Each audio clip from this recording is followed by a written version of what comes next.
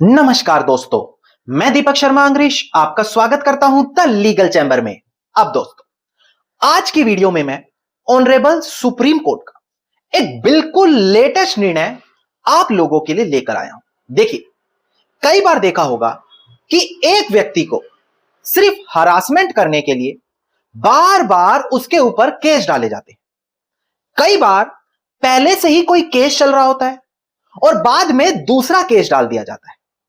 कई बार यह भी देखने को मिलता है कि पहले केस का निर्णय आ चुका है, मतलब केस ही खत्म हो गया, इसके बाद भी दूसरा केस बाद में डाल दिया गया। तो अब क्वेश्चन यह आता है, क्या इस तरीके से कानून कोई बचाव नहीं करता? क्या इस तरीके से बार बार केस करने के ऊपर कानून कोई रोक नहीं लगाता? यहां पर कानूनी प्रावधान क्या कहते हैं, या फिर इससे संबंधित सुप्रीम कोर्ट या हाई कोर्ट की जजमेंट क्या कहती है? और ये सारी चीज हम आज की वीडियो में प्रॉपर डिटेल में आप लोगों को बताने वाले हैं। तो यकीन माने, ये वीडियो हर एक व्यक्ति को देखना अनिवार्य है जिसका कोर्ट से संबंधित कोई केस चल रहा है, क्योंकि अगर उसके ऊपर दोबारा केस डाल दिया तो यह वीडियो उनके लिए काफी मददगार साबित होगी। अब दोस्तों, अगर आप लोगों को हमारी ये वीडियोस अच्छी लगती हैं, अगर आप लोगों को लीगल चैम्बर टीम से किए गए एफर्ट्स अच्छे लगते हैं, तो बिल्कुल छोटा सा अनुरोध है, इस वीडियो को तुरंत लाइक करें और कमेंट सेक्शन में जरूर लिखें कि देश और दुनिया के किस कोने से आप हमारी वीडियोस देख रहे हैं। तो चलिए दोस्तों, अब आज की इस वीडियो को हम ज्यादा लंबा ना करते हुए आज की इस वीडियो को स्टार्ट करते हैं।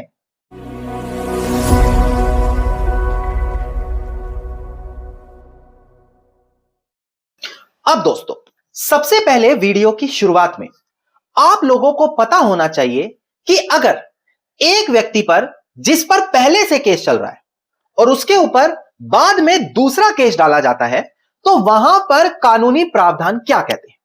अब यह जो मैं कानूनी प्रावधान बताऊंगा, आप लोगों को पता होना अनिवार्य है। देखिए, यहां पर दो कंडीशन बनेंगी। पहली कंडीशन कि पहले से ही एक केस चल रहा है, और दूसरी कंडीशन जो केस पहले डाला गया था उसका फैसला आ चुका है। मतलब या तो केस अभी पेंडिंग है या उस पर फैसला आ चुका है। अब इन दोनों कंडीशन में अलग अलग कानूनी प्रावधान लगते हैं। जैसे कि मान लेते हैं, अगर पहले से ही एक केस डाल दिया गया है और ऐसी कंडीशन में उस केस का फाइनलाइजेशन हो चुका है, वहां पर जजमेंट आ गई है, वहां पर डिक्री या ऑर्डर आ चुका है, तो ऐसे केस में क्या होगा? इसके लिए आपको कोड ऑफ सिविल प्रोसीजर 1908 का सेक्शन 11 पढ़ना पड़ता है। सेक्शन 11 मतलब रेस जुडिकाटा। अब इसी के अंदर एक टर्म आता है कंस्ट्रक्टिव रेस जुडिकाटा। मतलब दोस्तों साफ है, अगर कोर्ट किसी फैसले पर पहले ही मेरिट पर कोई डिसीजन दे चुका है, तो उसी सेम कोज ऑफ एक्शन पर आप बाद में दूसरा केस नहीं डाल सकते। मतलब कि मान लेते हैं, एक जमीन पर बंटवारे को लेकर केस चल रहा था, कोर्ट ने उस केस में फैसला सुना दिया कि आपको बंटवारे में हिस्सा नहीं मिलेगा क्योंकि आपका अधिकार नहीं बनता। अब बाद में अगर वही व्यक्ति या उसका बच्चा उठकर केस डालेगा तो उन पर रेस जुडिकाटा का प्रावधान लग जाएगा, अनटिल एंड अनलेस उनके पास एक नया कोज ऑफ एक्शन ना हो, मतलब उनके पास एक नया वाद कारण ना हो। पर इतना आसान नहीं रहता, क्योंकि एक बार जब कोर्ट का निर्णय आ गया तो वो सब पर बाउंड हो जाता है। यह उस कंडीशन की मैंने बात करी जहां पर फैसला आ चुका है। अब दूसरी कंडीशन डिस्कस करते हैं, जहां पर पहले से एक केस चल रहा है और उसका फैसला नहीं आया। यहां पर अगर एक व्यक्ति बाद में दूसरा केस डालता है तो उस पर दो चीजें गौर करने वाली है। पहला, order two rule two CPC, यानी कि यह कानूनी प्रावधान कहता है कि जब आपने पहला केस डाला था उसी समय आपके पास जितनी भी राहत थी आपको मांग लेनी चाहिए थी। अगर आप किसी राहत को मांगना भूल गए तो बाद में उसके लिए नया केस नहीं ला सकते। मतलब कि उदाहरण से समझाऊं, एक व्यक्ति से मुझे 5 लाख रुपए लेने हैं, मैंने क्या किया, 2.5 लाख रुपए करके उसको 2 बार पैसा दिया था। अब मैंने पहले जब केस डाला सिर्फ 2.5 लाख का डाला, जबकि मैंने पैसा 5 लाख दिया, एक ही दिन दिया है, और बचा हुआ 2.5 लाख छोड़ दिया। अब जो मैंने वो चीज छोड़ दी उसके लिए मैं बाद में अलग से नया केस नहीं ला सकता, क्योंकि उस कंडीशन में मेरे ऊपर ऑर्डर टू रूल टू लग जाएगा। एक और उदाहरण से समझा दूं। मान लेते हैं एक व्यक्ति के साथ मेरा जमीन पर झगड़ा चल रहा है। उस व्यक्ति ने जमीन पर कब्जा भी किया हुआ है। मैं कोर्ट में गया, मैंने जाकर टाइटल सूट डाल दिया, पर मैं कब्जा मांगना भूल गया, कोर्ट से यह मांगना भूल गया कि मुझे कब्जा भी दिलवाओ। अब बाद में मैं कब्जा वापस मांगने के लिए एक नया केस नहीं ला सकता। उस कंडीशन में मेरे ऊपर ऑर्डर टू रूल 2 का प्रावधान लग जाएगा कि मैंने जब पहले केस डाला था तो वहां पर यह राहत नहीं मांगी थी।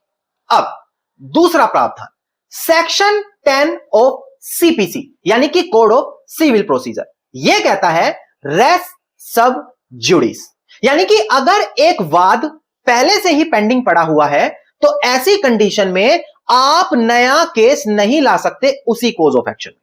अगर आप लाते हैं तो जो बाद में केस डाला गया है उस पर स्टे लग जाएगा। अब ये 3 प्रावधान मैंने आज आपको बताए, section 10, section 11 CPC, order two rule 2 CPC. ये तीनों प्रावधान उन लोगों को पता होना चाहिए जिनके खिलाफ दूसरे केस डाले गए।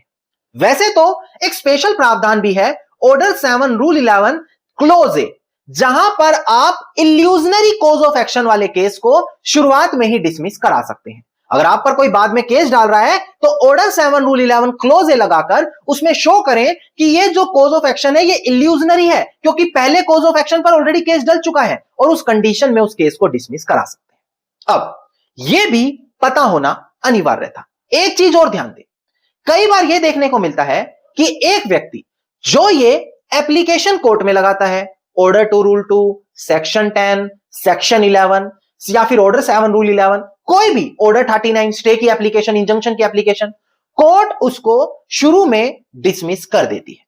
आपको ध्यान देना होगा यहां पर सेक्शन 105 ऑफ सीपीसी या फिर ऑर्डर 43 रूल 1, यह वो कानूनी प्रावधान है जो आपको यह बताता है किस किस प्रकार के ऑर्डर के खिलाफ आप अपील में जा सकते हैं।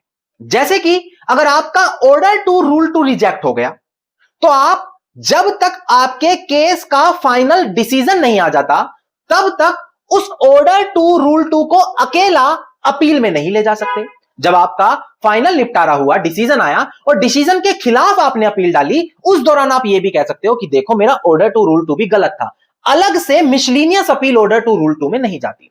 ठीक इसी प्रकार से दोस्तों, जैसे इंजंक्शन ऑर्डर हो गया, ऑर्डर 39 रूल 1 2 स्टे जिसे आप सरल भाषा में कहते हैं, उसमें अपील हो जाती है। अब यह पता होना आपको जरूरी था अब किस ऑर्डर में अपील होगी या नहीं होगी, उसके लिए आपको ऑर्डर 43 रूल 1 पढ़ना पड़ता है। पर अब बड़ी ध्यान से सुनिए, हर एक व्यक्ति के लिए काफी जरूरी इंफॉर्मेशन है जो यहां तक देख रहा है, क्योंकि वो सीरियस है, वो अपना समय खराब नहीं कर रहा है।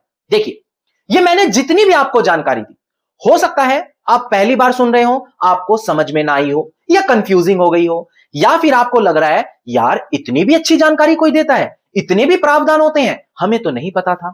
देखिए, मैं आपको बताऊं, हम YouTube चैनल पर सिर्फ डेली एक वीडियो लेकर आते हैं, और वो भी लेटेस्ट जजमेंट पर आपको पता है ऑनरेबल सुप्रीम कोर्ट रोजाना 5 से 10 बड़ी जजमेंट ला रहा है, और आप लोगों तक कभी वो जानकारी नहीं आ पा रही। ना आपको प्रावधान पता, ना आपको जानकारी पता, ना आपको जजमेंट पता। कारण क्योंकि आपको नहीं पता ये मिलती कहां से है, हम कहां से ऐसी सटीक जानकारी लें।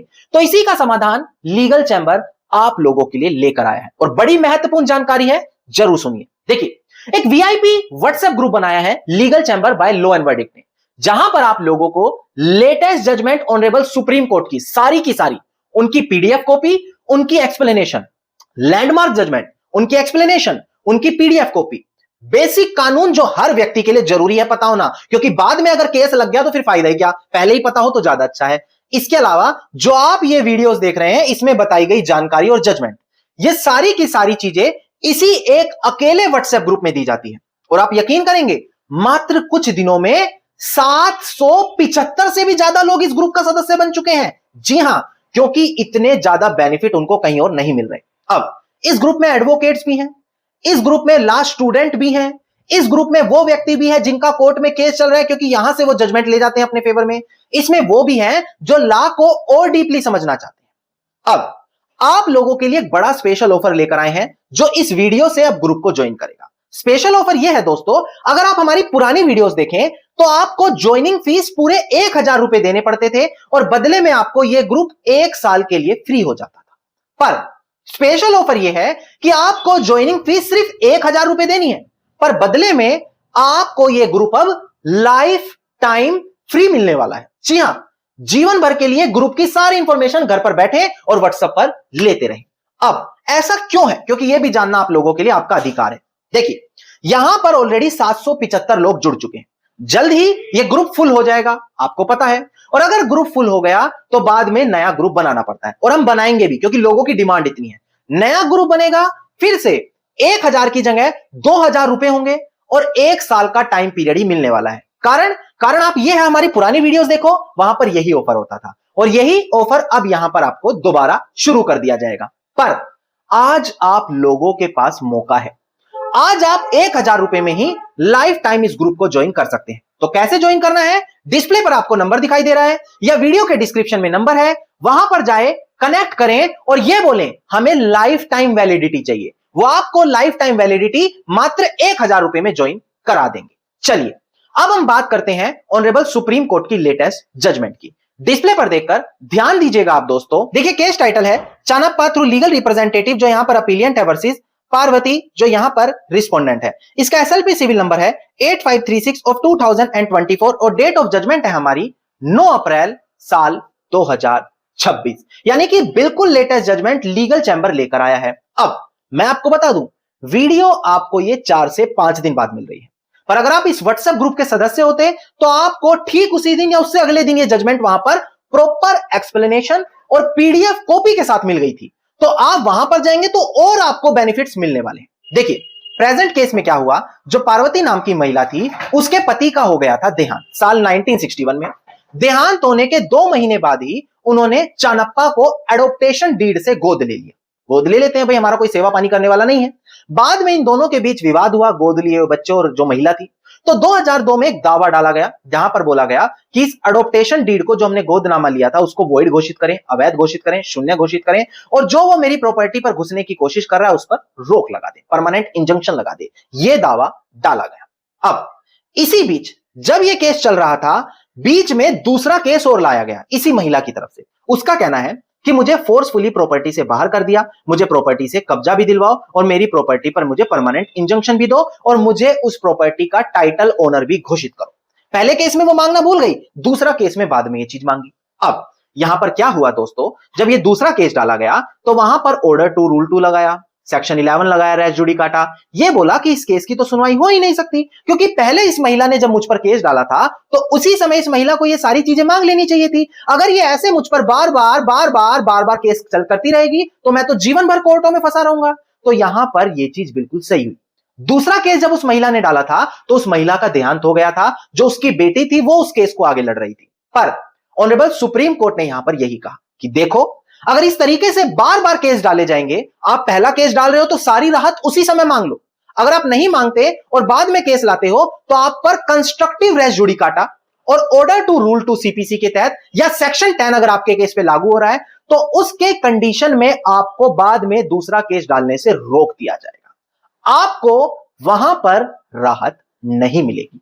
यह चीज साफ शब्दों में ऑनरेबल सुप्रीम कोर्ट ने क्लियर की। धन्यवाद। उम्मीद करता हूं वीडियो में मिली महत्वपूर्ण जानकारी, जहां हमने प्रावधान बताए, लेटेस्ट जजमेंट बताई और ग्रुप के बारे में, व्हाट्सएप ग्रुप के बारे में जानकारी दी, जहां पर बड़ी महत्वपूर्ण जानकारी आप ले सकते हैं।